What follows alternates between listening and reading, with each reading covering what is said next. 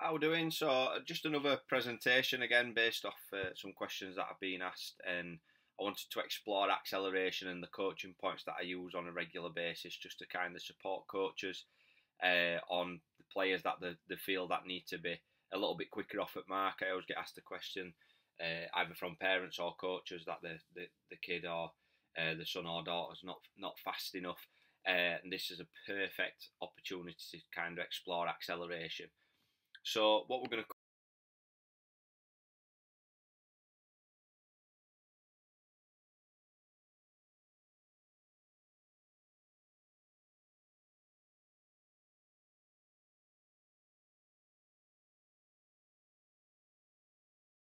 is. So learning objectives, gain more confidence in coaching acceleration to your players.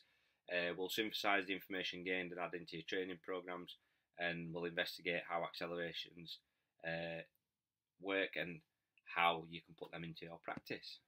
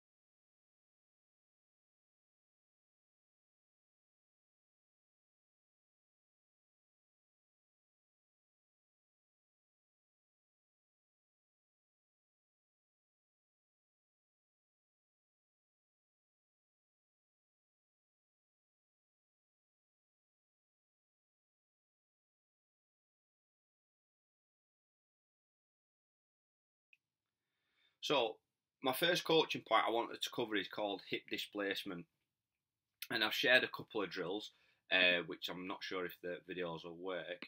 But basically, all we're going to do is basically take the leg out to the back, and we're using a wall drill now.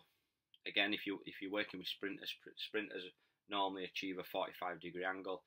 There's debate whether footballers really require that, but I do like using the wall and using a projection angle because it does put the player under a little bit of stress.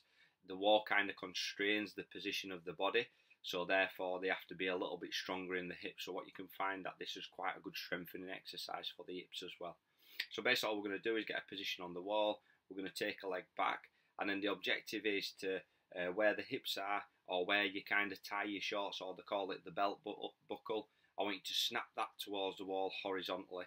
As you do that, you're going to bring that leg through, and then you're going to squeeze your hips. So on my YouTube page, there's loads of examples of a hip snap with a switch, and these are all good variations that you can use just to get athletes or players used to being in that position and setting off with a hip snap. The key point of the hip snap is that you can do the hip snap no matter what. So when I'm coaching players or cueing players within small-sided games, I'll be saying, don't forget your hip snap. Remember, we want to hip snap in the direction that we're going. So again, quite an important one.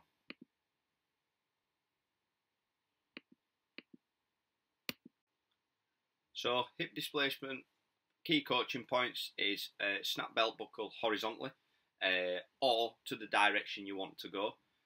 Squeeze hips, so where the hip flexors are just right at the top of the hip, we want players to squeeze, because when they squeeze they create a big shape, so they create the leg going out to the front, a nice big shape in preparation to drive through the floor. Stay out with your seat, so a lot of football players, when they snap the hips through, they keep the hips through in line with the spine, but then what they tend to do is when they run, so say my knuckles and me, they start to sit back into the seat. Alright, what we actually want them to do is to push out and then keep the hips through. So therefore they're projecting the body to where they want to go, and you'll find that they'll get that yard of pace if they do that effectively. Figure 2 is just kinematics of transition during human acceleration. So it just gives you a few different body positions. This was based on sprinters, so just be careful if you are kind of modelling these positions on your players. They might not be able to get into these positions because they are quite hard in terms of strength requirements. But if as players are looking a little bit like that, then we're on the right lines. My next coaching point is ground contact. Again, I don't think the videos work, so I do apologise, but there's a couple of exercises that you can find on my YouTube channel. The first one's a straight leg bound. Now, I like using the straight leg bound for a couple of reasons. One, it prepares the hamstrings for the load of training. Secondly, when we're straight leg bound, it's getting the hips involved, so the hip flexors. But also, when we contact the floor, often we contact the floor with the ball of the foot or a mid-foot strike. So it gets players used to striking with a ball or mid-foot. The second one is just a normal switch. Again, we've used a wall. So again, when you're coaching this, if you want the players to go closer to the wall, it's a little bit easier. If you get them a little bit further away from the wall, it's a little bit harder and they have to be a little bit more stronger in the hips. But basically, all they're doing is aggressively, that left leg that you can see of mine in that drill, I'm going to drive that through the floor, down and back, and then I'm going to rip my other leg off the floor and put that into the same position as my left leg, and it's just a repeated method. And then this one, I've got like a broomstick on my back, and then all I'm going to do is just do an acceleration. The reason I've got broomstick, one, it causes more chaos around the torso, so I have to keep my hips stable and my core tight, but then also I can focus solely on my legs, so it gives you the opportunity to really focus on that ground contact.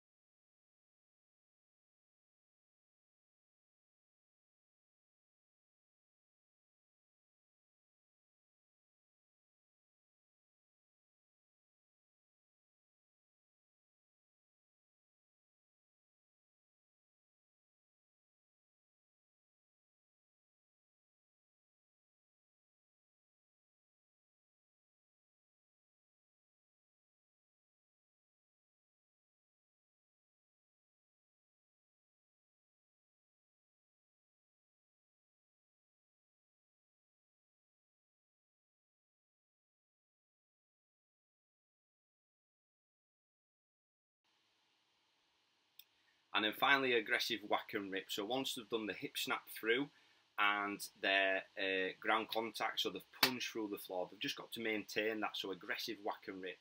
The hips will stay through and they've just got to be aggressive.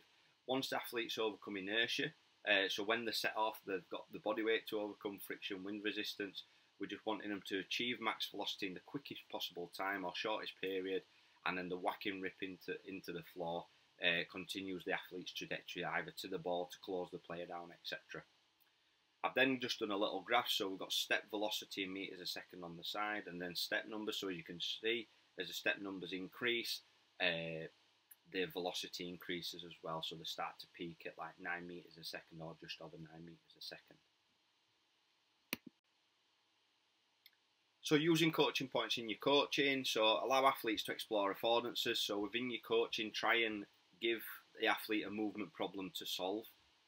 So that might be through a small-sided game. It might be through a certain restriction. So it may be using a band to restrict the movement, and they've got to use their affordance to overcome that. So strength, speed, etc., and the coaching points you've given them. It allows them to identify key coaching points as well. So instead of you giving everything away, just kind of ask the player on what they thought they could have done better at that point. Did they feel that they snapped the hips through? Did they project the body in a horizontal direction? So on and so forth. And do they maintain the key coaching points throughout the action? So especially when we drop them into small-sided games, or when we drop them into game situations, can they use the coaching points when they've got external kind of focuses like opposition, tactical constraints, technical constraints, a ball flying around, etc. I always kind of promote big shapes, so I'll always say to players, try and be really big in your shapes when you're accelerating. Again, we want to try and generate as much force as possible to kind of get to as max velocity speed as quick as possible. So therefore, by using big shapes at the front of his body, then we can accelerate a little bit better. When you're analysing, try and look at the coordination of the movements. Once you've kind of got the coordination of the movements, i.e. the drills that I've given you, once they've kind of coordinated that better, you might do that with maybe an 8-year-old and they're all over the place, it looks like they're jelly, but the more they do it and the more you kind of coach and help them, the better they get at the movement. Once they start to coordinate the movements better, we can then condition them movements. So we start to put them movements into certain different scenarios or explore different landscapes that stress that movement out. And then further to that, once we've conditioned that, we then challenge it even further by putting into small-sided games. When you're analysing, always analyse the hips, so always look at the hips. The hips will give you everything, and you just have to look slightly down to the legs and slightly up to the torso. And then contextual acceleration. So again, do apologise, but I've got, this is from my YouTube channel, this video. And basically all I've done there, I've got a group of players who are working on the acceleration mechanics. I've got another group of players who are doing a 1v1 situation where they've got to put that acceleration into a game situation where they're working 1v1. So again, the question is, can athletes put the acceleration mechanics into conceptual situations? Although there still needs to be a stimulus within a closed environment, I strongly believe we still need to do that kind of closed environment, that really kind of decomposed acceleration to get exposure. We still need to make sure that we're doing small-sided games so they actually can connect their accelerations into real-life situations. But when we're kind of decomposing or working in the closed environment, what we're looking is can they maintain the posture, can they maintain positioning, placement and patterning when they have a ball in opposition. So when we then put them into that small-sided game, can they do that? And finally, creating small-sided games that encourage athletes to accelerate often. So try and think about you're the problem setter. So ultimately what you're trying to do is create problems for your players to overcome. So can you create a problem for them to accelerate often in order to overcome a certain problem?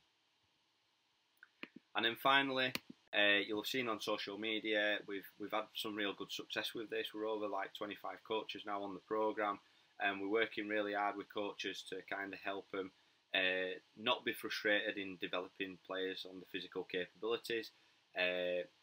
These coaches don't know where to turn. They're kind of downloading things off the internet, not working. I've had a couple of coaches that have paid hundreds of pounds for programs that have just they're no use.